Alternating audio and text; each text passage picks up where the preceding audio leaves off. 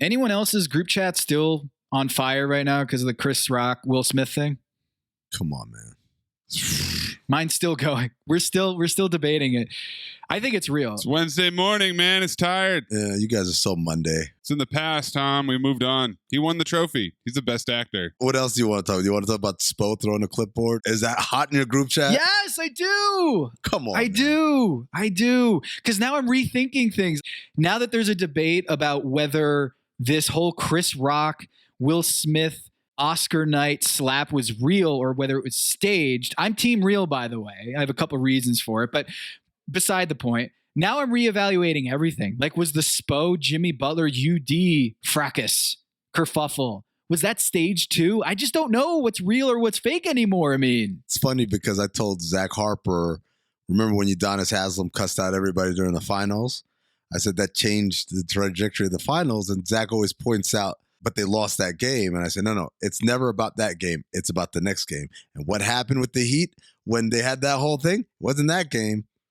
Wasn't the next game either. I think they lost the next game. But 2 games later, they won. If you remember, 2006, Gary Payton and D. Wade had a little spat on the sidelines in the first round against Chicago, and then they win that series, and then they go on and win the title. In 2012, you had Spo going at it with D. Wade in the timeout against Indiana Pacers.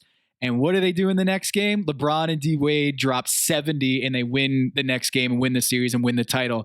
2013, there were absolutely no speed bumps in that season. It was just they won 27 games in a row or whatever. They didn't need a fight. What the hell are we doing, man? I'm just saying, do we not know for a fact that Pat Riley isn't pulling the strings here and having Jimmy Butler go at Spo because he knows that's what this team needs in order to get over the hump and win a title? Maybe I'm thinking Pat Riley, the Godfather, is really the one working the strings here. Can we just talk about something that isn't ancient news? My assignment: uncover why the association inspires more conspiracy theories in volume and salience than any other U.S. sport. So you've heard of the Illuminati. The truth is out there, but so are lies.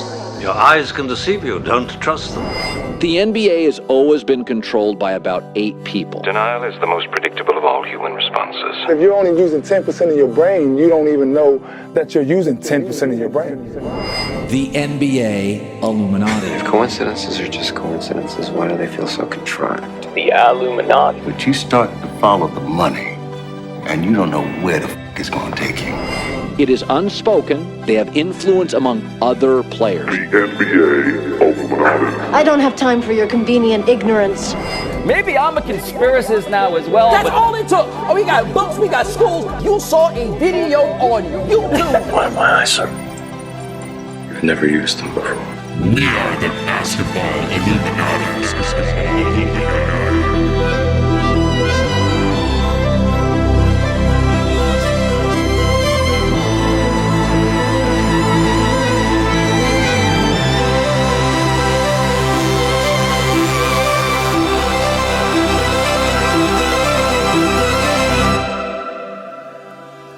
Welcome to Basketball Illuminati. I'm Tom Haberstroh, and as always, I'm joined by my Illuminati comrades, Amin El-Hassan and producer Anthony Mays. We've got lots to get into in today's episode. Thick episode. We're going to talk about Big UConn. We're going to bring in our special guests. Our truth correspondents. From Off the Looking Glass podcast, Kate Fagan and Jessica Smetana. That's one way to see behind the curtain, Tom. Off the Looking Glass. We'll also get into lost graphic propaganda. Probably my favorite of all of the things that we've worked on this show. That segment, I was blind, but now I see, is going to be fire. But first,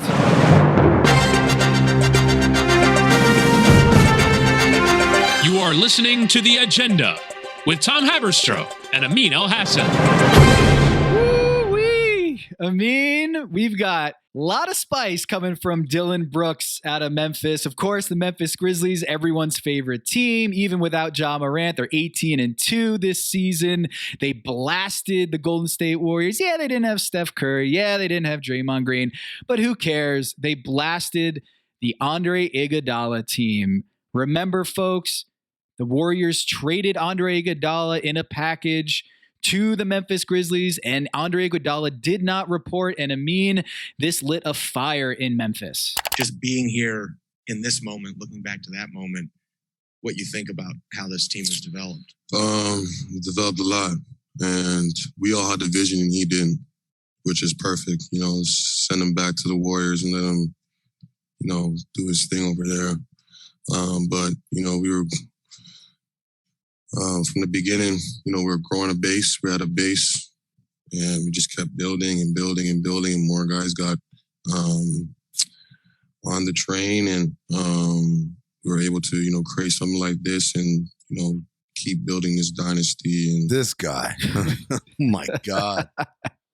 Dynasty. Sometimes you got to close your third eye. I truly believe it. What is he talking about? I'm going to tell you one thing right here. Dillon Brooks, as you said, I love Dillon Brooks. I love the Memphis Grizzlies. I think they're a fun team. I think they're going places. Will you take a shot at one of us? This Metallock crew? Oh, homie, we about to ride out on you. First and foremost, what dynasty? What are you talking about? You guys are babies. You're barely walking. Hey, here's a dynasty. The last 2 years you've been in the play-in. That ain't no goddamn dynasty. Second of all, because like we sent his ass to Golden State. No, actually you didn't. You sent him to the Miami Heat and he went to the finals. Facts. He went to the finals. Andre Iguodala did get booed, right? He did get booed in Memphis. Andre Iguodala's in the game. The reason he is not well received in Memphis is after he was traded, he never played here. Going to Miami later that season, and the Grizzlies fans didn't appreciate that. Remember on this show, we talked about how Ja Morant, it's destiny that he was going to win MVP. And this was before he got hurt. Now he got hurt, so don't try that shit. Everyone's going to go, I thought you said he got hurt. Everyone knows you got to play games in order to be MVP or win any of these awards. Of course. And one of the comps that I made for Ja Morant was Derrick Rose when he won MVP at 23 years old, and that it was destiny. The voters were enamored with the narrative of the Chicago Bulls, the good versus the evil, taking down the evil Miami Heat and winning that number 1 seed. And it feels a lot like Ja Morant and Memphis this season, right? And people were expecting a huge shift in the NBA. It's not the Heatles that are going to take over and win the dynasty. It's going to be this Bulls team. Tom Thibodeau, Jimmy Butler, Derrick Rose. That squad is going to be ruling the East. And then what happened? Unpredictable shit happened, and the Chicago Bulls never got back to that place in that first year. So just as a cautionary tale before we go all talking about dynasty, the closest comp for this team, Memphis Grizzlies, and that Chicago Bulls team in 2011, it's not as easy in the league as you might think, Dillon Brooks. The only thing you got dynasty going is like it's a soap opera, and you guys are so dramatic. Get out of here. You know what my favorite thing was? I went back and I looked at all the conjecture and the conversation surrounding this issue back in February 2020 when Iguodala was traded to Miami. And Steph Curry at the time shot back with a tweet that was just a picture of Andre Iguodala with the Larry O'Brien trophy and a champion's hat on. And the emoji, the finger to the closed lips as if to say, shh, be quiet.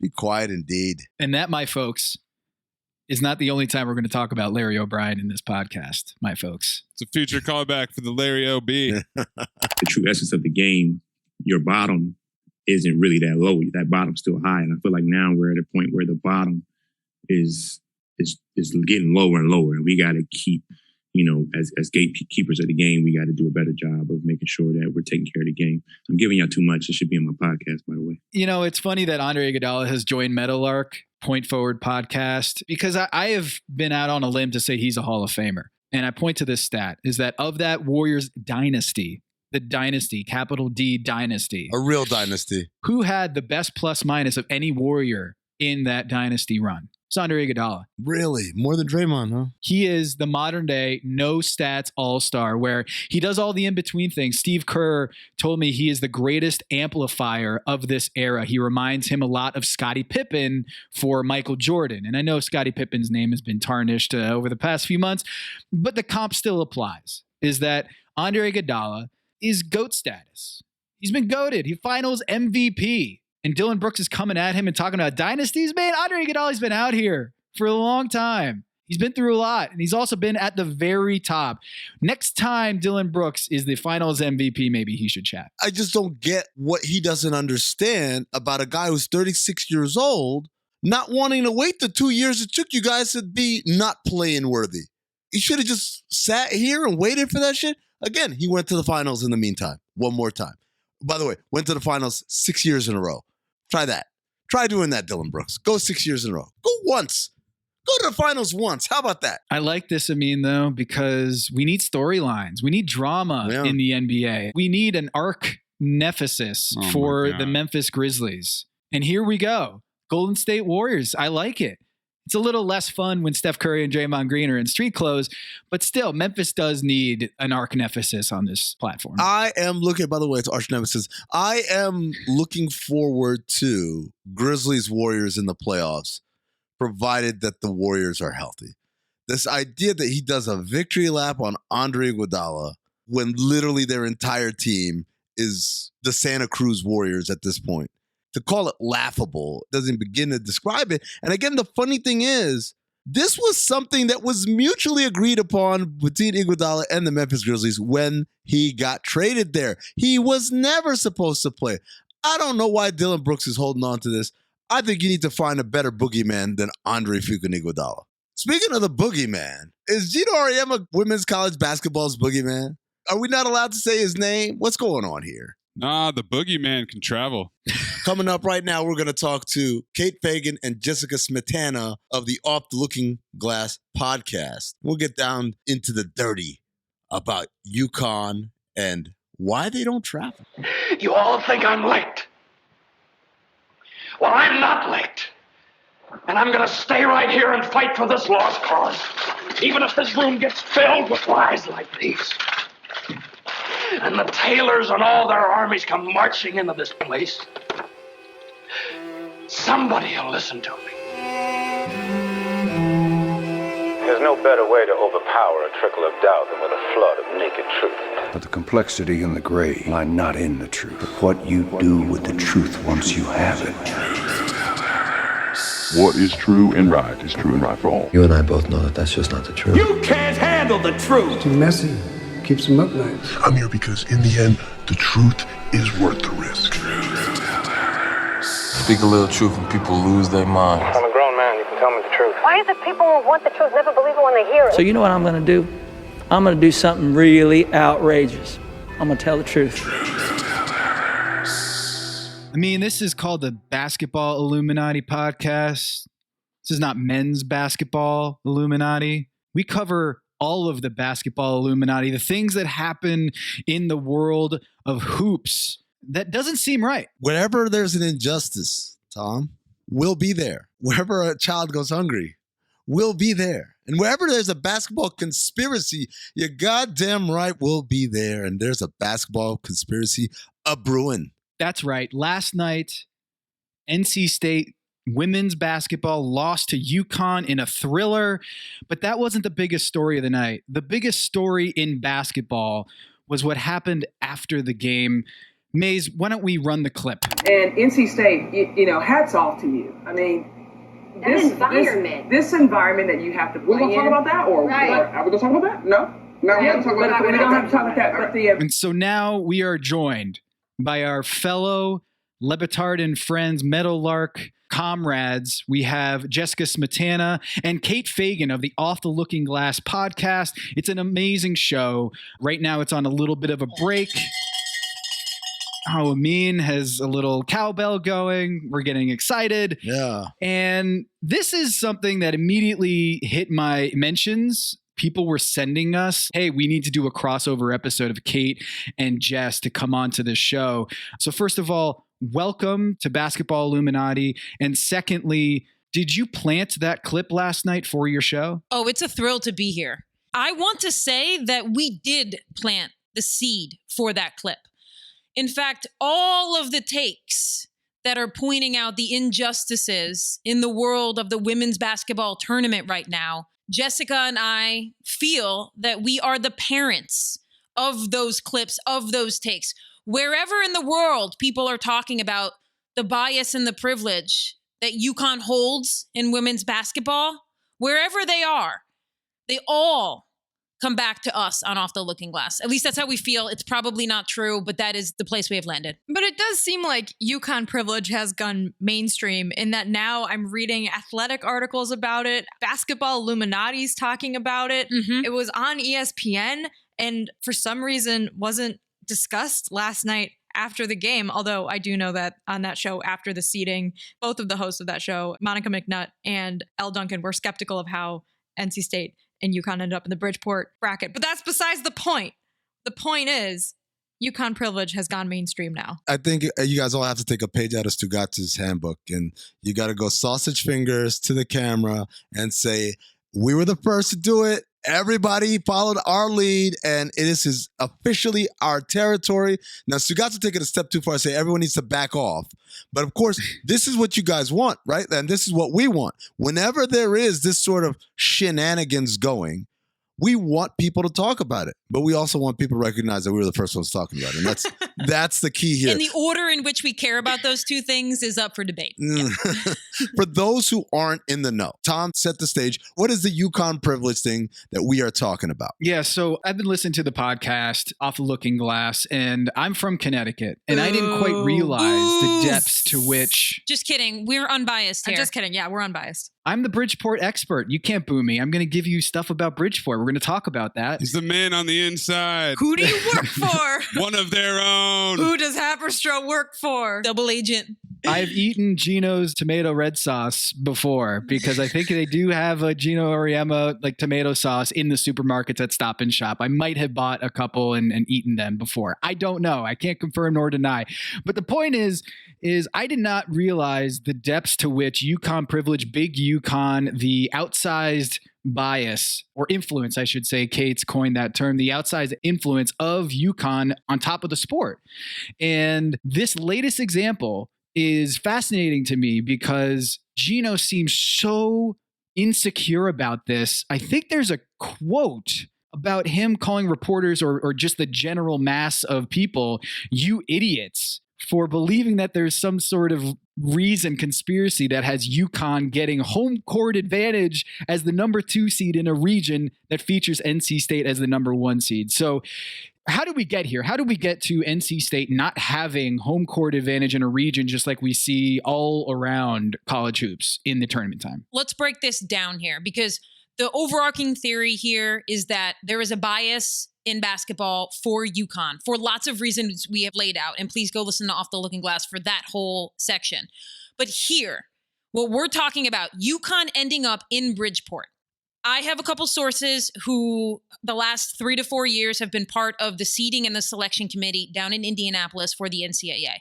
I have also in the past gone and done a mock seeding. I've sat in that room for 4 hours and I know in the women's tournament in particular what is baked into the seeding. And probably much like the men's tournament, they use the S curve. So they actually seed the top 4 seeds in order. And then the S curve comes back around and they reverse seed the 2 seeds so that the 1 seed is actually playing the 8, right? The last 2 seed. The worst 1 seed, which is a weird thing to say, is playing the best 2 seed. You get it. So you take that S all the way down. According to my sources, I feel very official saying that, it was clear that it was South Carolina, Stanford, NC State, Louisville. Now coming back around on the S curve, it would have been Texas and Baylor interchangeable because they really were very close this year in the regular season and the tournament. Each of them won one of them. And then after that would have been UConn and then Iowa. So that's your top 8. According to these sources, it is very clear that UConn should have gone to Spokane and played Stanford. But here's what happens on the women's side of the tournament, which does not happen on the men's side of the tournament.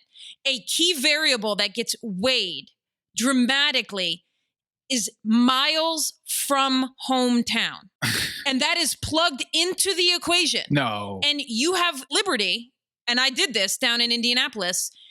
If a team is geographically close to a region, you can, with indiscretion, like you don't have to explain it, you can bump them up or down a spot. So what we have here is a situation in which it was obvious that if we use this magical wand we have of geographical location, we can move UConn up a slot so that they can stay in Bridgeport and they don't have to go to Spokane to play Stanford. And that is how we end up with this, and we end up with the NCAA's response. And the justification is? Right after the seeding came out, anyone who was following the selection show was like, how is this happening? UConn's the second seed, and they're going to have home court advantage if they make it against the 1 seed, NC State, which is what happened last night. And so the Duke athletic director, who's the NCAA selection committee chair, Nina King, she was asked about it, and she said, first and foremost, we start with the S-curve, and then we've got bracketing principles we follow to make sure that any conflicts are avoided. Same conference matchups, for example, in the first or second rounds, or games that have already happened between teams this year. Then we take into account fan experience, student-athlete welfare, modes of transportation, whether it's a drive or a flight. So there's a variety of things we certainly take into account and had a lot of discussion about. Certainly, UConn and Bridgeport was one of those things that we spent a lot of time on ensuring that we got it right. Fan experience? Fan experience, which is obviously code for ticket sales. We want to fill these arenas. Money. It's why we have in our intro. But you start to follow the money, and you don't know where the it's going to take you. This is an example of following the money. Everything, when you put it through the prism of that pyramid with an all-seeing eye on top of it on the back of the $1 bill, you look through that keyhole, you see an entire world differently. And this is another example, Tom, of what we're talking about, right? Where they want to steer us into believing that this is all about all these excuses. But in reality, it comes down to one thing only: their own financial gain. Or game.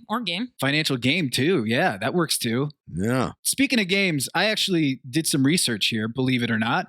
And the idea of the fan experience, it seems to be only justified through UConn and not the other teams. Because when I looked at the regions for the number 2 seeds, for not just the women's tournament, but the men's tournament too, it seems like this is an exception to the rule that UConn women's gets to play at Bridgeport, Connecticut, which is 79 miles away from the campus in Storrs, Connecticut. Okay.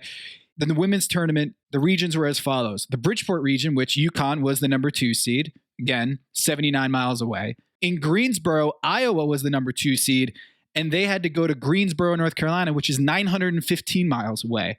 Baylor, number 2 seed in the Wichita region, had to go 445 miles. And then Texas in Spokane, 1,989 miles, which means the non-UConn average distance traveled for the regional site, the number 2 seeds, was an average of 1,116 miles. I'm Tom Haberstroh, and you're watching The Big Number. Then over on the men's side, the number 2 seed in the East region, Kentucky, had to go to Philadelphia. Auburn had to go to Chicago. Villanova had to go to San Antonio. And Duke had to go to San Francisco. That's an average of 1,490 miles, which means that the number 2 seeds not named UConn would have to travel on average 1,330 miles away from their campus, but UConn women only 79.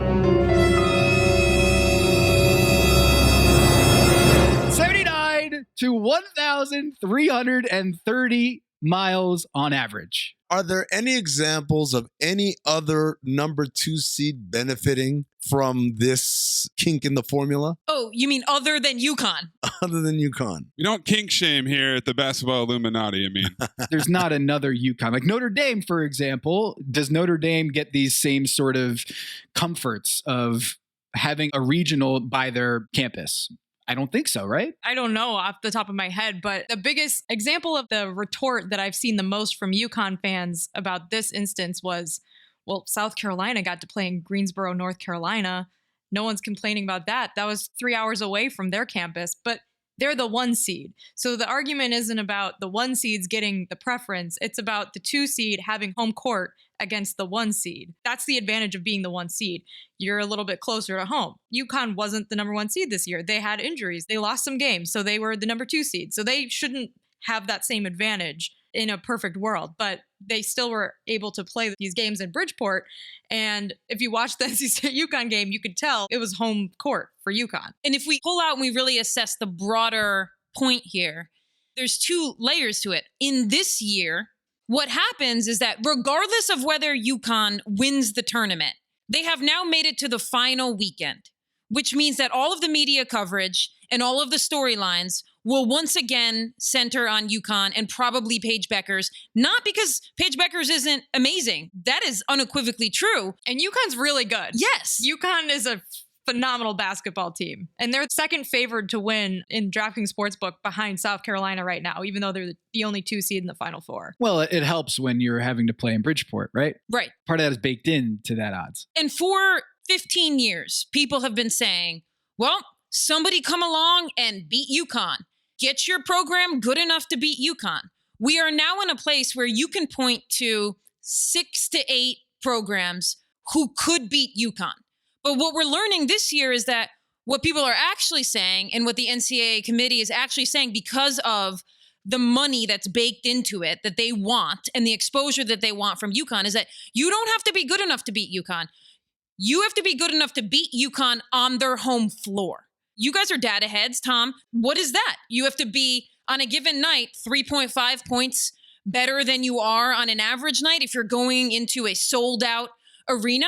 That's right. You unpeel the layers of it and the monopoly and the ball that is rolling in UConn's favor. And part of the subject of UConn privilege is that this doesn't happen on the men's side, because baked into the equation is not geography, because they can make money wherever they go because of the TV rights and the way the NCAA in its Indiana headquarters sells the men's side of the tournament. So they don't have to have geography baked in. And that is another layer of this UConn bias story. I mean, they could have had Coach K playing in Durham, right? Yeah. For that regional, but they sent him to San Francisco. Of all the opportunities to get the great story of Coach K playing against whoever it is in the regional in his neighborhood, so it'd be packed with Cameron crazies. No, they sent him to San Francisco. But of course, Tom, they can't make it that obvious. They already played. We're finally going to throw us off the scent one way or another. This is all part of it, right? Like, this is the gaslighting that they do, right?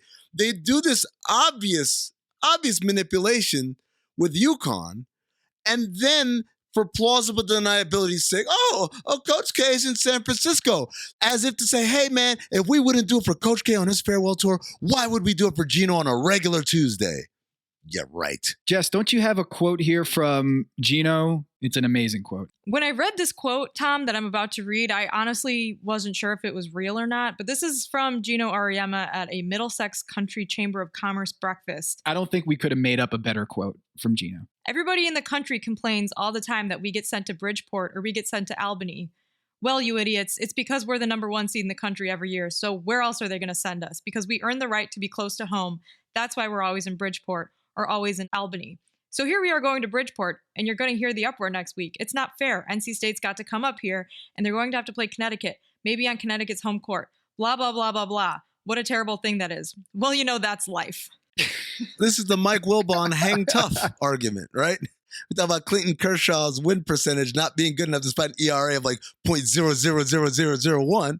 And Frank Isel says, what's he supposed to do when he doesn't get the run support? And he says, we got to hang tough. That's exactly what Gino Auriemma did. When presented with an argument that completely pokes holes in the statement he just made, which is, well, we're a 1 seed every year.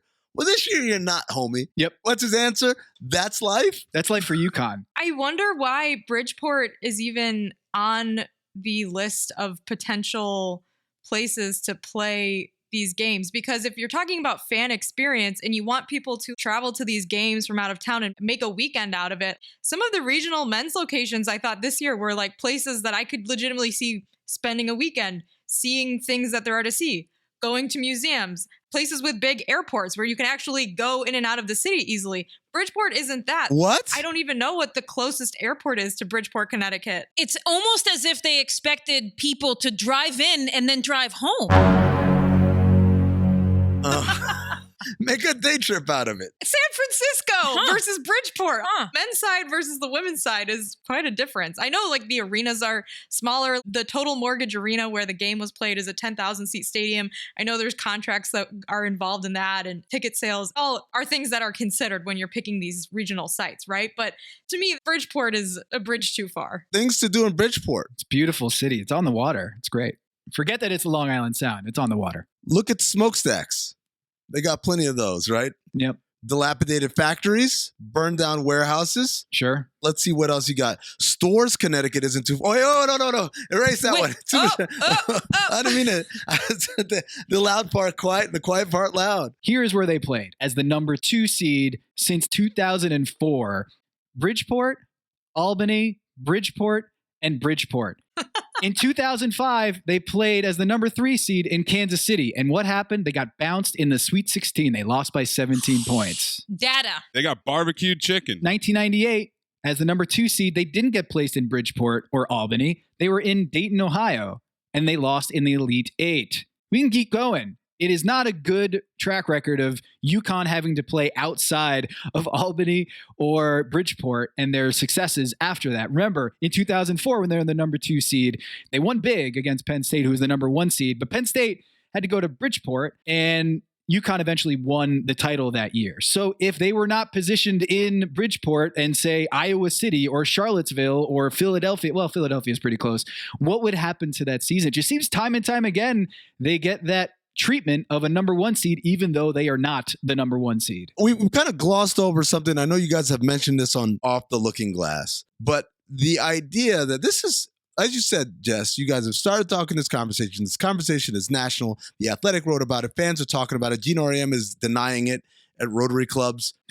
ESPN does not talk about it. Can we unpack that a little bit? They weren't actually muzzled to talk about that, or was that? I doubt that, because this morning, Monica McNutt, who was in that clip, tweeted, "I'm really excited about where the women's game is going and acknowledge UConn as a brand, but when the women's college basketball convo nationally doesn't center on them and doesn't only pop in March, we'll be making major progress." I don't think this is actually something that they're not allowed to talk about. And I don't even know if ESPN's coverage of UConn plays into this so much, and the NCAA's seeding and the structure of the NCAA tournament.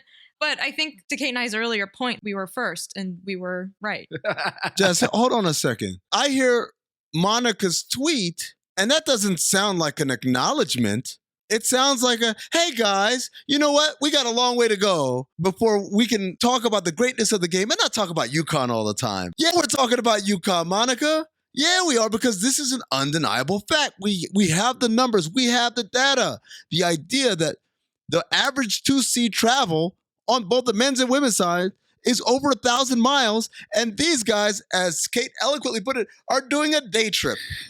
They're going an hour and 10 minutes down the road. It's unconscionable. So I'm not saying they're muzzled. Hey, you know what, Jess, we've got a saying around here. I'm not accusing ESPN of muzzling. I'm just asking the question. Did y'all want to talk about this at all? Can I ask that question and not get a defensive tweet the next day, by the way? The next day after, like, oh, why are we all talking about UConn?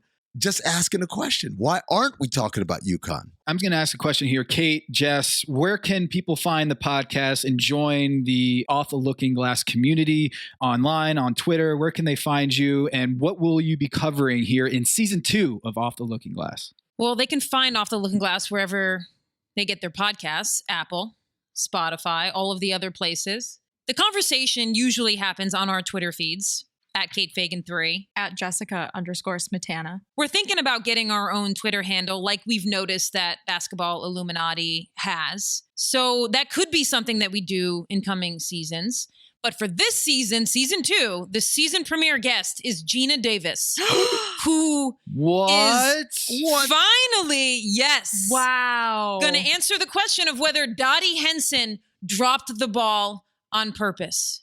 So that's coming in season 2. She did. I mean, she obviously did. Conspiracy. And if you want to listen back to season 1 of Off the Looking Glass, you can listen to our interview with Muffet McGraw that made headlines in this conversation about UConn and Gino Auriemma. And just the other day, Muffet McGraw tweeted, "But could we talk about regionals? They're supposed to be at neutral sites. I know the attendance hasn't been great, so let's try something new. But holding a regional in someone's backyard every year, that has to change." And you can listen to that interview from season 1 of Off the Looking Glass, wherever you get your podcasts. Called Coach Speak. One thing I do love about Off the Looking Glass is that it's evergreen. You can go back and listen to these episodes and not feel like this is stale or outdated. It feels new. So go listen to the first season of Off the Looking Glass on the Le Batard and Friends podcast network. Go follow Jess, go follow Kate, and continue fighting the good fight. Jess and Kate, about UConn privilege. We're not biased, though. Our foundation is pure. Thank you. And welcome to the Basketball Illuminati podcast. We'll have you on again soon. Keep your third eye open. Hello, listener. It's Producer Maze here to talk to you about Quince and their cookware. Cooler nights mean cozy meals at home, and Quince's cookware has made fall cooking so much more enjoyable. Their pieces deliver the quality and performance of luxury brands, but at a price that makes sense. And they look gorgeous on the stovetop, too. No matter what item you need to complete your kitchen, Quince has you covered. With 5-ply stainless steel pots and pans, nonstick skillets, chef-quality knives, and even ceramic bakeware, which is perfect for cozy casseroles or Sunday roasts. And when you look at these prices, you might think, how is Quince doing this? How do they deliver high-quality items similar to high-end brands that are half the price? Well, let me tell you, they partner directly with ethical top-tier factories to cut out the middlemen and pass the savings on to you. And it's not just cookware. I got myself some bath sheets. That's right. When you're a tall man, you have to use bath sheets, not bath towels from Quince. It's like drying off with the cloud. It's incredible. Upgrade your kitchen for cozy fall meals with premium cookware from Quince. Go to quince.com/dings for free shipping on your order and 365-day returns. That's QUINCE.com/dings, DINGS, to get free shipping and 365-day returns. Quince.com/dings. Hello, listener. It's Producer Maze here to talk to you about Kindred. Now, close your eyes like Owen Wilson during a job interview and imagine a way to travel that feels personal, comfortable, and connected without the price tags and the sterile feelings of hotels or short-term rentals. Now open your eyes and stop using your imagination because Kindred has made it very real. That's exactly what they do. Kindred is a members-only home swapping network. It's not a hotel. It's not a short-term rental. It's a smarter way to travel where each stay feels like home. Here's how it works. With Kindred, your home is your ticket. You earn credits by hosting fellow Kindred members, and then you use those credits to stay in over 220,000 homes in more than 100 cities worldwide. There are no hotel costs or rental fees, just the credits that you've earned. Every stay comes with white glove service, 24/7 trip support, and $100,000 in host protection. Make it easier for you to travel and enjoy yourself and not worry about details. I've used Kindred and I found an amazing home for a weekend getaway in an idyllic location with amazing views and great ambiance. It had everything I needed. And the best part was, it cost me $0. So apply now at livekindred.com and use code DINGS to join for free. Plus, you'll earn 5 nights of travel credit just for signing up. That's right, that's 5 whole nights for free at livekindred, KINDRED.com, code DINGS, DINGS, livekindred.com, code DINGS.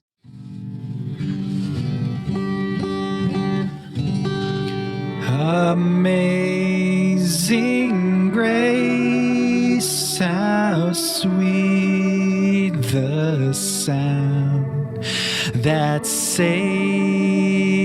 a wretch like me. I once was lost, but now I'm found. I was blind, but now I see. Wow, I mean, I've seen some things on the internet. We all have. But on Sunday night, baby, I saw something that just blew my mind. Kenny Beecham at KOT4Q on Twitter did a 2-minute video that absolutely melted my brain.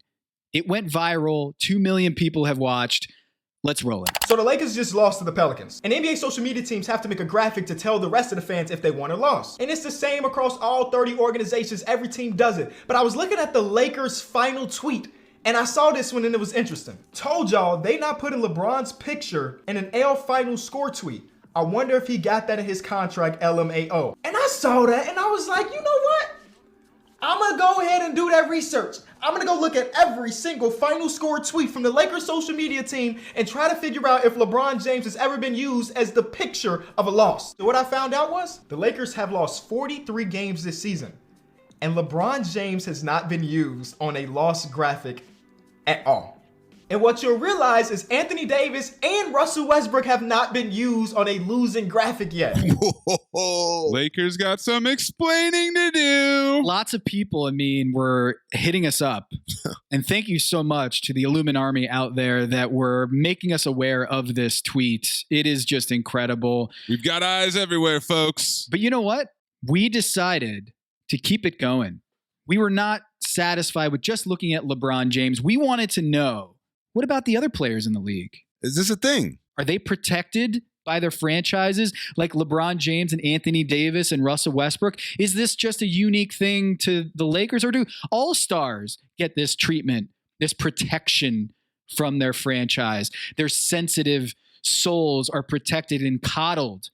But no, we did our homework, man. This took a lot of man hours, and this is what we do here at Basketball Illuminati, right? We do the work so that you don't have to. You wonder these things. We go out and leave no stone unturned and find the truth wherever it is, however hard they try to hide it from us. Tom, share with the people what truth we found this week. So we looked at the biggest stars in the league and how often they appear on those loss graphics with a photo of a player in there. And of course, as Kenny Beecham found out, that LeBron James has not appeared in any of those loss graphics, and Malik Monk, for whatever reason, has appeared in double-digit one of those, and he is the scapegoat for the Lakers, that when they lose, let's put Malik Monk's face on that loss. So when we actually checked the rest of the NBA, we found an anomaly. LeBron James is the only one. What? Well, to be fair, he's not the only one. It's him, Anthony Davis, and Russell Westbrook. Oh, what a coincidence. Oh, how about that? They're all on the same team. Tom, what about the other MVP candidates in the league? Yeah, so we looked at the Denver Nuggets feed. Nikola Jokic. How many times did he appear in the loss graphics? Not once, not twice, 12 times. 26 times the Nuggets lost in a game that Nikola Jokic played in.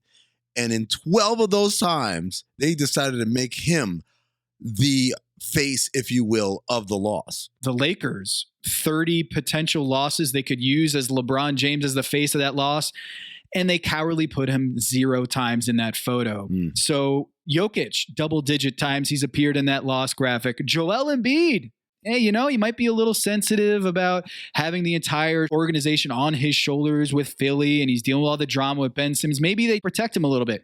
Nope. Joel Embiid, 10 times he's been the face of that loss graphic, and he's only been on the floor for 20 losses. So 50% of the time that he is eligible to be on a loss graphic, he is the face of that loss. That's got to be the easiest caption too, right? Just trust the process, guys. That's all we got to do. We kept going. Giannis Antetokounmpo, defending champ. He's already anointed.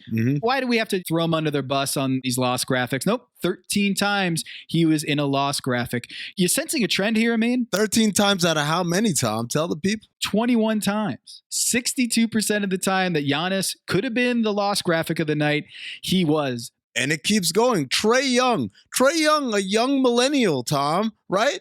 Trae Young, who still remembers the people who said that Luka Doncic should be better and carries that chip on his shoulder every day. Trae Young, one would think, does not want to be affiliated with the losses that the Atlanta Hawks incur when he's out there. Guess what? 23 times out of a possible 34, he was the loss infographic. That's good for 68%. Wow. Trae Young told the Knicks to hold that L. It's because he had so many in his pocket. He's carrying them around. 23 of them. Speaking of the Knicks, Julius Randle, 13 times. Kemba Walker. They don't even want to play Kemba Walker, but he's been that loss graphic 7 times. Bradley Beal. Think about this. Bradley Beal can be a free agent this summer. There's so much reason not to alienate him or upset him about being the face of the losses. Even Bradley Beal, 17 loss graphics of a potential 23. He got injured, and so he wasn't around for all their losses. But 17 of their 23 losses that he was a part of, he was the face of that loss. 3 out of 4, basically, right? Isn't that roughly 75%? That's right. Well, Bradley Beal was injured a lot of this season, so I can understand why he should have had a higher number than Trae Young, because he's got a higher percentage. But surely that's the highest, right? Because he's the biggest star on Washington by far. No, there is a GOAT of scapegoats here. If we're going to call this being the scapegoat for the loss, there is a GOAT of the scapegoats. The greatest scape of all time. And his name is Kevin Wayne Durant. Whoa! KD. Kevin Durant! This blew my mind. Durant's played in 17 Nets losses. And of those 17 net losses, he's been the scapegoat 14 out of 17 times. Wow. Folks, that's 82%. This is insane to me because we always think of Kevin Durant as the sensitive one, right? He's going at people's mentions on Twitter and we think of him as a thin-skinned superstar. And here we have Kevin Durant, who is the most scapegoated star in the league in terms of when they lose, he's the face of it. Remember, the Lakers will not let LeBron James, or is it the other way around? LeBron James won't let the Lakers make him the face of it, or Russell Westbrook, or Anthony Davis, because maybe that makes him look bad. But here we have the people's champ, Kevin Durant, with 14 loss graphics to LeBron's 0. An honest MVP candidate. Shout out to Cinephobe. You know what I find more fascinating than Durant being the scapegoat, the GOAT of scapegoats, is all the people who have had this honor bestowed upon them more than LeBron. Names like Corey Kispert, who's been there 3 times. Or how about my guy, Frank Ntilikina, who I didn't even know is still in the league. How about Amir Coffey? He's a 2-way player. He's been on there 4 times. How about this, Amin? Isaiah Thomas has been that face of the L for 2 different teams, including the Lakers. But I think my favorite 3 names on this list, I can't decide which. I really can't. So I want you guys to help me. These are 3 names that have had the honor bestowed upon them more than LeBron, more than Anthony Davis, more than Russell Westbrook. At number 3 on my list is Tom Thibodeau, head coach of the Knicks. He's been on there 7 times. It's amazing. CAA, baby. For richer or for poorer, in sickness and in health, Tom Thibodeau is going to be the face of that franchise. At number 2 on the list, Allen Houston. What the hell? He hasn't played in the league in almost 20 years. But somehow he found his way on an infographic more often than LeBron, Anthony Davis, or Russell Westbrook. I was looking this up in the Knicks loss graphics. November 30th, they lost to Brooklyn. They had a photo of Alec Burks, and then they had this like grayscale Allen Houston driving on Kerry Kittles. I was like, what's going on here? Did they both die or something? Did they pass away? Some of these loss graphics, they have these like grayscale additions, and Allen Houston was in a loss graphic, and LeBron James hasn't been in one, but Allen Houston has. What's going on here? Maze, is there anything more 20 CB than Allen Houston driving on Kerry Kittles? Man, only if Sean Bradley was there to get dunked on the way. But they don't call it the Creative Arts Agency for nothing, Tom. They got to come up with the most interesting ways to sell that loss to the bing bongers out there. But guys, Allen Houston was number 2 on my list. Oh, who's number 1? Yeah, what was number 1? Who's left? I'm glad that you say what was number 1 versus who was number 1, Tom, because number 1 was Larry O'Brien. What? Larry O'Brien, the trophy. The trophy has been on the infographic more than LeBron, Anthony Davis, and Russell Westbrook combined. And kudos to the Milwaukee Bucks, because that's a cool-ass way to acknowledge your team lost tonight. They just posted a picture of the trophy and said, in essence, suck on it. Suck on the Larry O.B. Opening game, they played Miami, and it was ugly. And they just said, you know what, Larry O.B. The moral of the story here is... So as you guys can see, the behavior by the Lakers, this is not normal compared to other star caliber players across the league. Tom, who came closest, I guess, to approaching Lakers' version of putting their stars on blast? This one pains me to say as a North Carolinian. I was going through the Charlotte Hornets losses this season, and a certain player was nowhere to be seen. Which charlatan couldn't you find, Tom?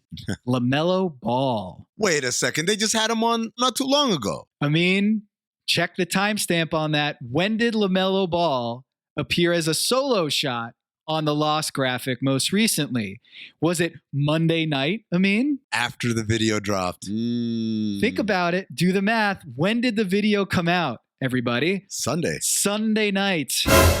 This is very interesting for a couple of reasons. One, that LaMelo Ball would be, I guess, protected, given that he's only been on there twice out of how many opportunities? 33. So I say twice, but it's really 1.5. So he had a solo shot on Monday night in their loss.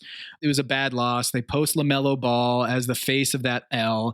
But earlier this season, they lost a game, and he did appear in the loss graphic. But interestingly enough, it was the only time that the Charlotte Hornets organization posted 2 players in their photo. And it happened to be in the foreground, Terry Rozier, and then kind of behind him, not the primary player, but it was LaMelo Ball. Like they were trying to hide something. Right. They couldn't have LaMelo as the focal point of that shot. When we looked at this, they had Cody Martin was appearing 6 times, Mason Plumlee a bunch of times, but LaMelo Ball had not appeared as a solo face of their loss until Monday night. And you wonder why that might be. Connect the dots, folks. Keep your eyes open. Someone in that department, I'm guessing, saw that viral tweet and was like, we got to get LaMelo out here. We're next. This tracks really with the research that we've done, talking to people around the league who are in these positions of power, I guess you could call it, who make these infographics, who post these infographics. And I can confirm that this is something that teams are talking about. They are absolutely having discussions after this video came out, doing internal reflection, looking at their policies and looking at their track records and trying to address that, because now they know everyone's under the microscope. Right? Because they fear that they will be the next one to get posterized by Kenny Beecham or whoever it is. Or Basketball Illuminati. With the eye of Sauron in its tower, shining its light across all of Middle-earth. Shout out to Smetty. We will find you. We will shine the light on you. And I think that brings me back to my favorite thing about all of this. Are the Lakers doing this on purpose? Meaning, is this the action of a social media manager who is kind of subconsciously doing this? Or is this being done on a directive from up above? A mandate. The sources that we talk to from other teams seem to think, there's no confirmation here, but they feel like, based on what's happening, that this is absolutely a mandate from up above. I'm not here to confirm or deny it, Tom Habistro and Anthony Mays. I'm here to ask the Lakers, what are you hiding over there? You can pick up on things and just kind of have a feeling like, I haven't seen a whole lot of this or that. I haven't seen a whole lot of LeBron in these loss graphics. But Mays, what happens when you got data? It's undeniable. Just like with Marat Kogut. We know this isn't random. We know they took him away from the Warriors. The numbers don't lie, folks. The Lakers did not put their superstars in their loss graphics. Do you think it's a coincidence? Too much data for coincidence, if you ask me. And I'm going to tell you like this. You might say, Amin, Mays, Tom, who gives a shit? Who gives a shit whether or not this team acknowledges its loss with one of its star players in the infographic? It's not about whether it's important or not. It's about it was important enough for them to want to control the narrative in a certain way. And that's what we're here to debunk and bust at Basketball Illuminati. We're here to let you know that the thing that you think is just some random happenstance, some coincidence, is really a carefully curated and orchestrated agenda. Yep, until Kenny did his research and then we did a more comprehensive look, I didn't even consider the agenda that these teams might be having behind closed doors. Tom, you might say you were blind to it. But now I see.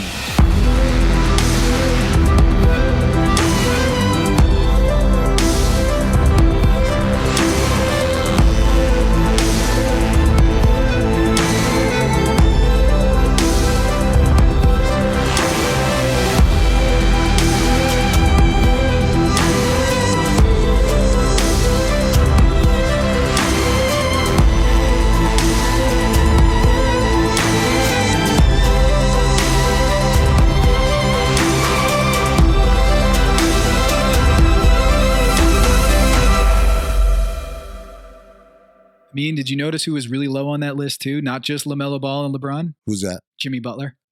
Oh, throw a clipboard at that. Jimmy Butler. They didn't want to slap his photo on a loss graphic. Yeah, is he going to fight us? Keep his name out your mouth. Is that what he's saying? Oh, not this again. Just 3 mentions in the loss graphics of the 28 players that they mentioned this season. 19 games that he could have been the face of that loss.